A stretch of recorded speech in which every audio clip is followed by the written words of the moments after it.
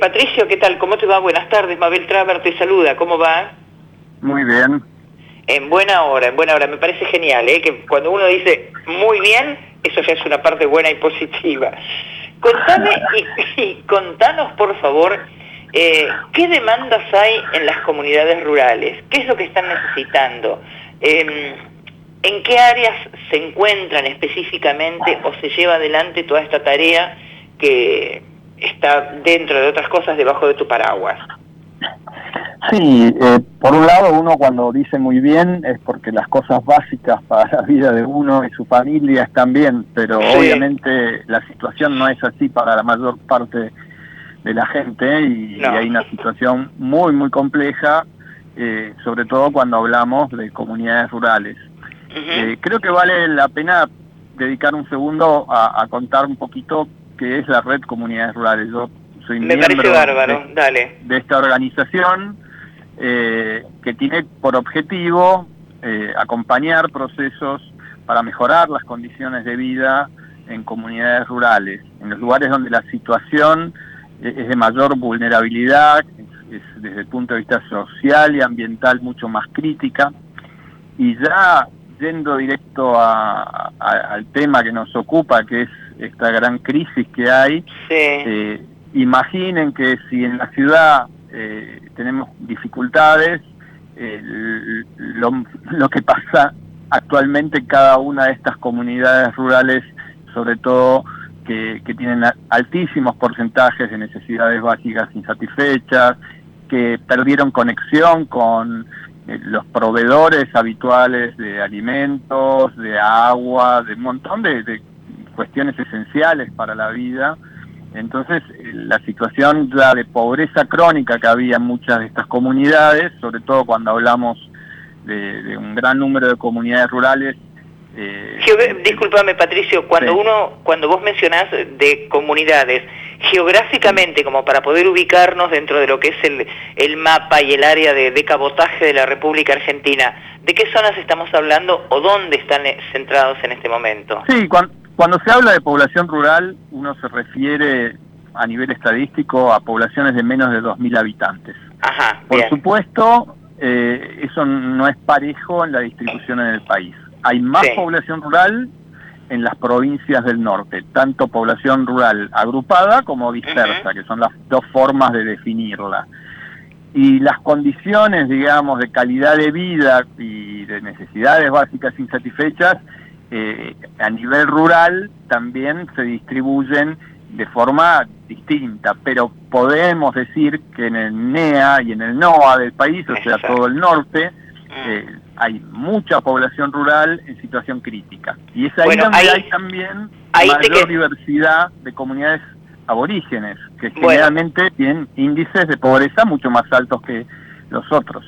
Bueno, ahí yo te quería llevar justamente porque cuando uno conoce y cuando uno ha transitado la República Argentina, y en este caso lo digo habiendo andado justamente por esos lares, uno sabe específicamente, primero hay una, a ver, voy a ser muy antipática, pero hay un mirar para el costado por parte de quienes son las autoridades políticas de cada una de las áreas, porque hace falta una estructura como para poder sostener justamente a quienes son estas personas que están viviendo en un lugar que tienen demandas absolutamente insatisfechas. Entonces, cuando uno ve la precariedad de determinadas situaciones, ojo, y acá estoy hablando de educación, estoy hablando de salud, estoy hablando de atención, estoy hablando de los elementos básicos e imprescindibles, estoy hablando de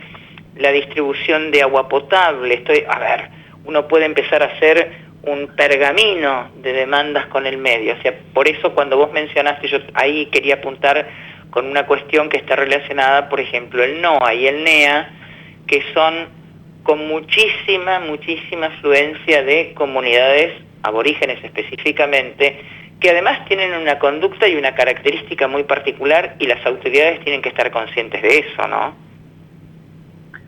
Sí, en realidad es complejo, o sea, uno con el tiempo también se va dando cuenta que no hay una sola forma de ver las cosas ni siquiera tampoco una sola forma de obtener información y de ver la realidad, porque es muy diferente, depende de la política de cada gobierno provincial, depende de la política de cada gobierno municipal, y no se puede tampoco generalizar. Hay lugares donde las situaciones, digamos, son mejores que en otros o menos malas que en otros, pero cuando uno toma la ruralidad y ve la situación general del país, y no hay duda que los índices de pobreza y vulnerabilidad en contextos rurales suelen duplicar, depende de las regiones, a los urbanos. No es muy difícil llegar a esas conclusiones, ya si uno tiene en cuenta que las viviendas no son las adecuadas, que no hay cloacas, que en muchos casos no hay electricidad. Quedó claro también durante la pandemia que el acceso a la educación, cuando uno habla de lo urbano y lo rural, marcó ya una enorme diferencia. O sea, cantidad de chicos en comunidades rurales no han tenido clases directamente, ni siquiera online, porque no tienen forma de conectarse a internet sus familias. Entonces, así como en las ciudades continúa de alguna manera el proceso educativo diferente, a distancia, en el ámbito rural, salvo los lugares donde hay conectividad, que son los menos, y que son en zonas más cercanas a ciudades, con otro acceso, digamos, a recursos, se hace muy complejo. Entonces ahí es cuando uno mira la inequidad y las grandes deudas que hay en Argentina para con estos ciudadanos, porque son ciudadanos como todos, son ciudadanos que están en el ámbito rural en condiciones mucho más difíciles y desafiantes que las de cualquiera que está en una ciudad. ¿Qué se le lleva y de qué manera se puede acercar, por lo menos, vos estás hablando, por ejemplo, en el tema de educación? A ver, son muy pocos los que pueden llegar a cubrir lo que es toda una instancia educativa específicamente, y estamos hablando desde la parte, por lo menos desde la parte académica, más allá de que la educación abarca absolutamente todo, pero digo, en cuanto a la instrucción puntualmente, ¿qué se puede hacer con todos estos habitantes, con estos? Y ojo, y a mí me pega, pero en el medio del pecho cuando uno habla de las criaturas y habla de los infantes y de los jóvenes, porque en definitiva son los dirigentes de mañana, digo, ¿no? Son los adultos y son los que después tienen que poner sobre sus espaldas lo que es a lo mejor el andar de todo un armado. Digo, las primeras edades son las bases, son los cimientos para poder levantar después una pared concreta y consciente dentro de lo que es una sociedad. ¿Qué se puede hacer o qué están haciendo con estas criaturas? Bueno, hay medidas que se toman en la urgencia, cada gobierno provincial toma con sus programas y formas de acceso medidas pertinentes para atender de la mejor manera posible a los pobladores, a las familias que están en estos parajes. ¿Y a través de la red qué se hace? Las escuelas han seguido con su rol cumpliendo, digamos, una función importante en lo que hace a comedores. O sea, hay cantidad de familias que si los chicos y la familia entera no va a la escuela, al comedor que se ha instalado ahí, no tendría ni siquiera acceso a alimentos. De hecho, hay lugares, muchos, donde hay un déficit de buena alimentación, no cabe duda, lo que sumado a condiciones de enfermedades preexistentes como parasitosis, mal de Chagas, etcétera, etcétera, etcétera, tenemos un cuadro donde los riesgos para la población son mucho más grandes en las franjas etarias que en la ciudad. Acá se habla de que la gente que está más en riesgo es de las que tiene determinadas enfermedades y las que son de determinada edad para arriba. En el ámbito rural, lamentablemente, por ya las situaciones que estamos describiendo, es muchísima más la franja de edades que está en riesgo, desde los chicos hasta los más grandes. Y vos me preguntabas qué está haciendo la red. La red está conectando, como suele hacer, recursos desde distintos sectores de la sociedad, está incidiendo también en las políticas tanto públicas como privadas del mejor modo posible, complementando su mirada, sus recursos, movilizando conocimientos. Hemos hecho cosas súper concretas que nadie había hecho en este país, como una primer campaña intercultural de prevención de contagio a través de la limpieza de manos en 8 lenguas aborígenes. Qué bueno. Se ha estado distribuyendo porque también tenemos esta mirada no solo muy centrada desde la ciudad y no solo muy desde Buenos Aires, sino que tampoco miramos el país con la riqueza y de diversidad que tiene. Exactamente. Y ponernos un poco en los zapatos de los demás, quienes habitan como nosotros este territorio. Entonces, haciendo eso, la red siempre está tratando, con las limitaciones que tiene, por supuesto, de prestar atención a estas cuestiones, y hubo un montón de gente de comunidades aborígenes y de comunidades rurales criollas que se movilizaron para que estos mensajes lleguen, ayudaron con la traducción de estos mensajes. Hemos movilizado recursos para reconstruir ¿cómo se llama?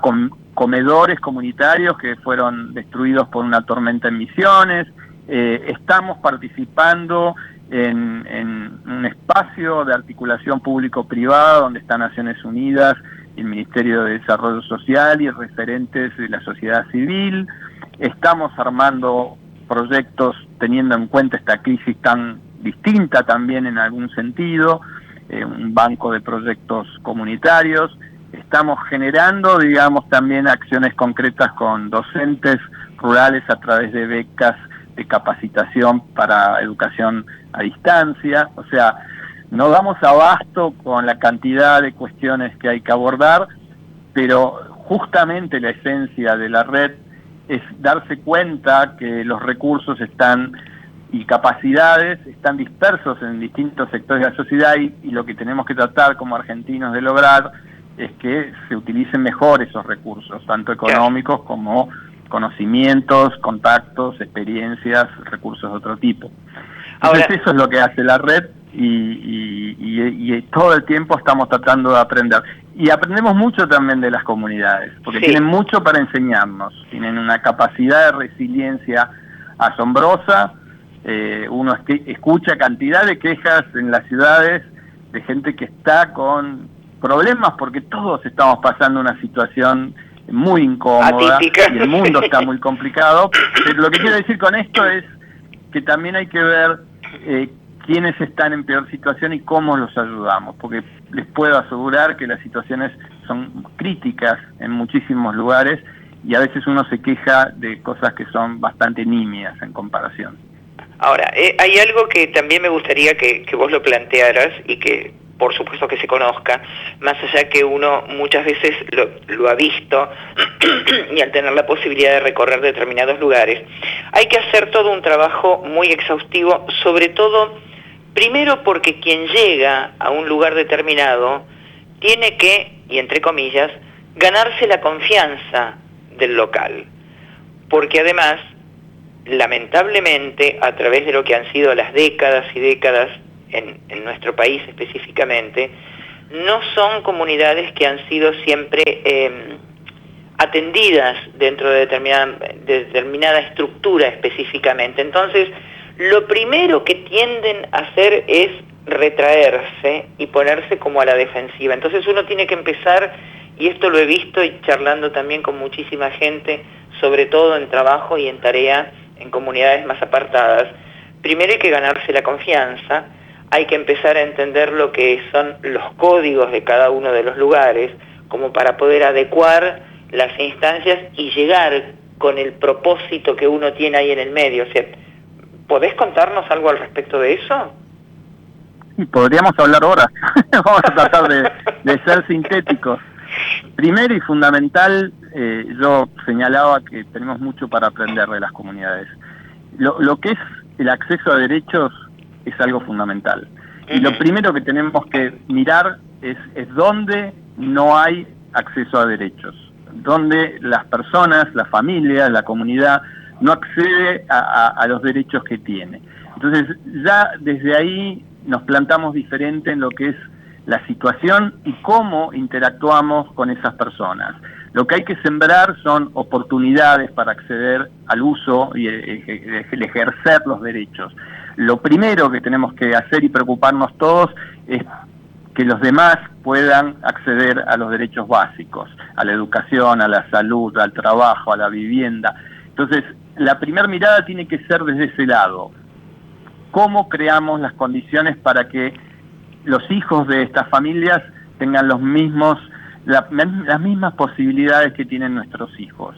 Entonces, cuando uno se para desde ahí, ya la mirada es distinta. Y si después, incluso, entiende que hay culturas diferentes y formas de ver el mundo diferente, tiene que aprender también de esa diversidad.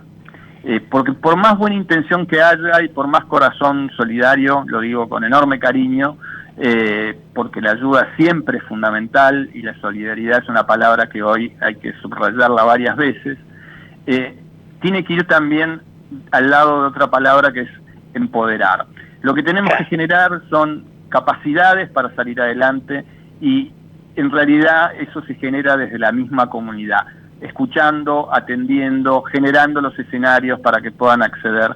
Yo tengo cantidad de ejemplos para dar, horas podríamos estar contando historias de personas que cuando se les acercaron las oportunidades, progresaron, hicieron muchísimo más que lo que hacen otras personas con mucho más fácil acceso a las cuestiones.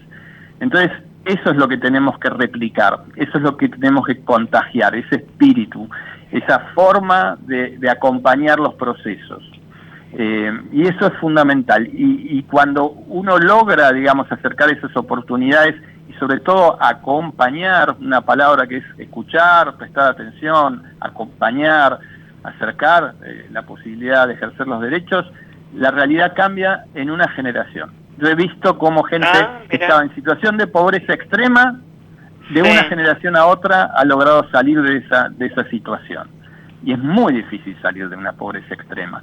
Entonces, hay que buscarle la vuelta por ese lado, ver qué es lo que hace falta en las cuestiones básicas que hacen al acceso a derechos, cómo acompañar, cómo prestar atención.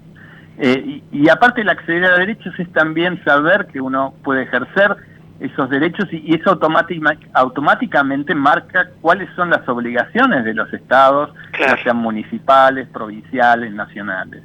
Si no conocemos cómo ejercer los derechos, ¿cómo vamos a reclamar qué es lo que tenemos que tener para poder progresar y mejorar nuestras condiciones de vida? Entonces pasa por ahí. La visión, digamos, de asistencia en la emergencia es fundamental, pero tiene que ser también con estos códigos. Vos hablabas de códigos, yo te hablo de otros códigos. Tiene que haber códigos que tengan que ver con entender, no solo ganarse la confianza. ¿Por qué hablamos de ganar la confianza? Hablamos de ganar la confianza porque los han traicionado una y mil veces, los han engañado una y mil veces. Exactamente, entonces, por eso te decía yo que siempre, cuando uno empieza a hablar, o sea, siempre a la defensiva, ¿no? O sea, siempre con el temor a que le sigan robando cosas o que lo sigan castigando. Entonces, ahí apuntaba yo con lo que el planteo que hacía primero, que es muy cierto. Ganarse una confianza, sin confianza, Mabel, no es imposible trabajar. Es imposible, no hay caso, no, tal cual. Seguro, tenés toda la razón en eso. Pero vos fíjate que se llega a esas situaciones no por querer, o sea, porque han tenido, ven la vaca y lloran, como dice el refrán. O sea, no hay, es una cuestión ya de historia. Entonces, las lógicas de asistencia, de acompañamiento, de trabajo, de apoyo, son complejas. Hay excelentes buenas prácticas, tenemos que agarrarnos de esas buenas prácticas. Y esas prácticas tienen también que ver con lo que decía antes, con empoderar a la gente en el buen sentido, con darle un rol importante a las mujeres, que son grandes líderes comunitarias, que mueven realmente, hacen la diferencia cuando se les da el espacio que merecen tener en las decisiones. Entonces, todas esas cuestiones son fundamentales, tenemos que aprender de ahí, porque la asistencia no genera desarrollo, genera una solución momentánea en una crisis. Pero la crisis tiene que ser un cambio. Y para que el cambio se dé, tiene que haber una mirada distinta y un acompañamiento y una lucha de toda la sociedad para que sea más equitativo el acceso a los derechos. Ni más ni menos que eso, y yo siempre planteo lo mismo, ¿no? O sea, cuando una persona tiene hambre, dale el primer plato de comida, pero después enseñale a pescar, ¿no? O sea, básicamente sí, es eso. Sí, pero no alcanza ni siquiera con enseñarle a pescar. O sea, no, bueno, pero te quiero decir, metafóricamente hablando, ¿no? Se usa mucho y conceptualmente está muy bien. No es para discutir. Lo que te quiero decir es que hay lugares donde la situación es tal que hay que entender qué significa enseñar a pescar, porque lo que hay que descubrir quizás es qué es lo que se hace en ese lugar y de qué manera esas personas pueden acceder a algún tipo de producción de subsistencia, algún Totalmente. emprendimiento que les genere recursos, cuáles son las condiciones, cómo van a emprender eso. Porque hay también una mirada, esto nos pasa mucho en la ciudad a todos, ¿no? De indudablemente a mayor acceso a la educación, si todos llegásemos a un nivel universitario, las posibilidades de salir de la pobreza van siendo cada vez mayores. De hecho, hay de nuevo una inequidad enorme en las comunidades aborígenes, en las muchas comunidades criollas. Son quizás muy pocos los chicos que llegan a tener la posibilidad de terminar el secundario y ni hablar de llegar a hacer un estudio terciario o universitario.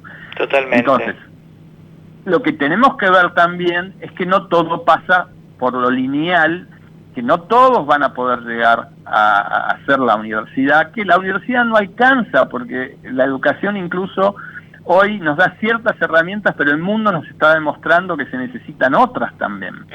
Y con esto, ¿a qué apunto? Hay que ver y trabajar muchísimo más todo el desarrollo de capacidades para poder trabajar y emprender y ser feliz en la vida. Claro. Y hay muchísimas alternativas a esa línea tradicional que mostramos, que está demostrando aparte que deja a muchos afuera, por más que la educación en Argentina es gigante en el acceso público a la educación como en pocos lugares del mundo. Sí, tal pero cual. La calidad deja mucho que desear, ha bajado muchísimo en los últimos años y no es suficiente. Entonces hay que trabajar otras variables que hacen al desarrollo humano, empoderar en el sentido real de la palabra a la gente para que se anime y no pierda la esperanza, pero para eso lo que hay que acercar son escenarios para que pueda desarrollarse, si no es frustrante. No, o sea, es un trabajo es un trabajo constante, es una permanencia que hay que estar ahí en el medio. Yo cuando te decía hay que enseñar a pescar, o sea, estamos hablando de manera metafórica, ¿no? O sea, cuando cada uno seguro sabe cuáles son las alternativas y las posibilidades a sembrar o a llevar adelante, digo, poder tener las herramientas como para proveerse después o para poder hacerse de ese plato específicamente. O sea, digo, buscar qué es lo que pocas veces se hace.